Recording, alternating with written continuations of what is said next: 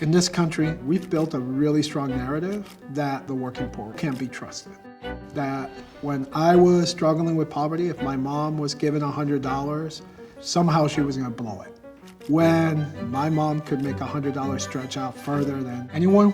The problem with the social sector in general is that they are guessing at a problem rather than lifting what the solutions are, which are being created every day by people experiencing those problems.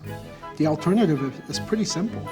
Stop and put the money in the hands of people who are actually creating those solutions. My name is Jesus Herena. I am the CEO of the Family Independence Initiative. Our founder, Mauricio Lynn Miller, was frustrated by the traditional programs and services in the social sector. He started to look at, prior to the war on poverty, how did people get out? And the answer was community. It was people betting and supporting one another.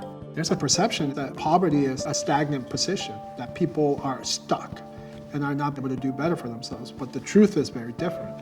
For the 40 million Americans at or below the poverty line, within a 4-year period of time, 75% of them will move above that poverty line out of their own doing. The problem is, within 5 years, 50% will fall back in.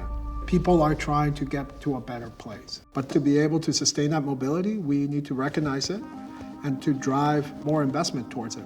So what we do at FII is directly invest in low-income communities. The way that it works is that families self-organize in groups of about 5 to 7 households altogether. Those relationships are really crowdsourcing solutions. So people are posing problems, talking about opportunities that they have, as well as sharing their own progress towards their goals and how they got to them, which then drives inspiration to others. Then through an online platform called Up Together, they're sharing their goals with us, and in return, we unlock a total investment of $3,200 that they can use as they're trying to attain those goals for themselves. That direct investment piece, letting people have their own agency to choose what success is and how to drive for it. To us, that's the alternative. We saw a woman whose kids' grades went up, and we really couldn't explain it. And she was just like, oh yeah, no, that's simple. I got a car. And we're like, huh? And she was like, yeah, no, I got a car. I no longer have to rely on public transportation to be able to bring all 4 kids to school. And one of those kids suffers from chronic asthma. So anytime he had an episode, they all had to stay home. And now we don't have to do that anymore. It's asking people what they need and investing in that instead. Our data is showing that on average over 2 years, we have a 21% increase in income for households that partner with us.